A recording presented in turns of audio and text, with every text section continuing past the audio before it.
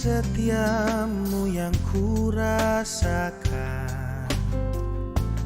lebih tinggi dari langit biru. Kebaikanmu yang telah kau nyatakan lebih dalam dari lautan. Berkat-Mu yang telah ku terima sempat membuatku terpesona. Apa yang tak pernah kupikirkan, itu yang kau sediakan bagiku. Siapakah aku ini Tuhan? Jadi biji mata-Mu. Dengan apa kan ku balas Tuhan selain puji dan sembahkan? Shalom, selamat pagi, salam sukacita buat Bapak Ibu Saudara-saudariku, pendengar setia Siraman Rohani melalui channel YouTube HKBP Setia Negara. Kita kembali bertemu dalam sapaan firman Tuhan pada hari Jumat 14 November 2025. Marilah kita berdoa. Ya Allah Bapa di sorga, sungguh Engkau Allah yang luar biasa. Kami mengucap syukur dan memuji memuliakan nama-Mu. Allah yang dahsyat, Allah yang menciptakan dan memelihara hidup kami. Terima kasih Bapa atas hari ini, karena Tuhan masih mengizinkan kami memperoleh napas kehidupan dan melanjutkan segala aktivitas kami. Sebelum melakukan segala aktivitas kami rindu dibekali oleh firman-Mu, sehingga kami dituntun untuk melakukan kehendak-Mu. Bersabdalah kepada kami dalam Kristus Tuhan kami. Amin. Firman Tuhan bagi kita tertulis dalam Kisah Para Rasul pasal 15 ayat 11. Demikianlah firman-Nya. Sebaliknya kita percaya bahwa oleh kasih karunia Tuhan Yesus Kristus kita akan beroleh keselamatan sama seperti mereka juga. Demikian firman Tuhan. Bapak Ibu saudara-saudariku yang dikasihi Tuhan, setelah Paulus dan Barnabas menyelesaikan perjalanan misi yang pertama, mereka kembali ke Antiokhia dan memberitakan segala sesuatu tentang yang telah Allah lakukan melalui mereka, di mana Allah telah menyelamatkan bangsa-bangsa, bukan hanya orang Yahudi, tetapi juga non-Yahudi. Mendengar itu, orang-orang Farisi mengambil sikap untuk pergi ke Antiokhia dan mencoba menyesatkan, serta menjalankan bahwa bangsa-bangsa non-Yahudi yang sudah percaya kepada Yesus, mereka berkata harus disunat dan harus menaati Taurat Musa supaya diselamatkan. Dengan perkataan lain, orang-orang Farisi mau mengatakan bahwa keselamatan itu terjadi hanya karena ketaatan kepada hukum Musa, bukan karena anugerah. Untuk melawan ajaran yang menyesatkan itulah Paulus dan Barnabas pergi ke Yerusalem untuk membahas pertanyaan tentang keselamatan. Apakah karena Taurat atau karena kasih karunia? Saat itulah Petrus berdiri dan menjernihkan situasi dengan pernyataan Injil yang tegas yang diilhamkan Allah kepadanya. Ia berkata, sebagaimana nats kita pada pagi hari ini, kita percaya bahwa oleh kasih karunia Tuhan Yesus Kristus kita akan diselamatkan sama seperti mereka juga. Inilah yang menjadi nats renungan kita. Dari pernyataan ini kita dapat belajar tentang beberapa hal. Yang pertama, keselamatan sepenuhnya kita peroleh adalah kasih karunia, sebagaimana dikatakan sola gratia.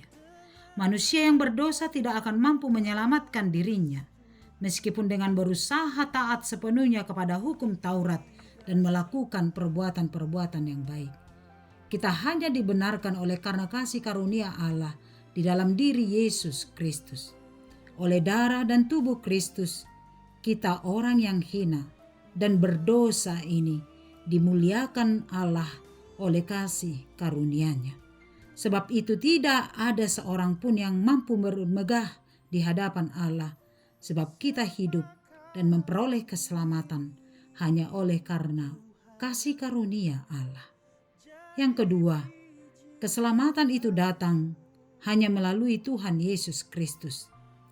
Tidak ada satu pun berkat rohani yang diberikan Allah bagi orang-orang yang berdosa selain Yesus Kristus. Berkat yang paling berharga dari semua berkat yang kita peroleh dari Allah adalah penebusan di dalam diri Yesus Kristus. Sebab itu tetaplah yakin dan percaya kepada Yesus Kristus, satu-satunya jalan keselamatan. Tidak ada jalan lain bagi kita untuk menuju Bapa di sorga selain dalam diri Yesus Kristus. Sebagaimana firman-Nya, "Akulah jalan, kebenaran, dan hidup. Tidak ada seorang pun yang sampai kepada Bapa kalau tidak melalui Aku." Ketiga, keselamatan itu adalah sebuah kepastian. Bukanlah janji Allah belaka, tetapi sebuah hal yang pasti.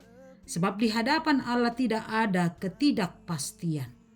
Ketika Allah berjanji akan menyelamatkan umat-Nya, itu adalah sebuah kepastian, bukan janji semu.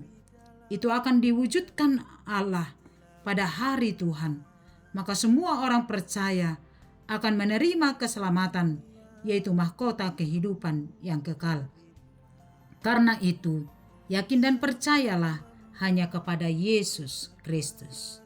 Amin. Kita berdoa. Bapa di dalam surga, terima kasih, kami mengucap syukur atas kasih setia yang Tuhan anugerahkan bagi kami.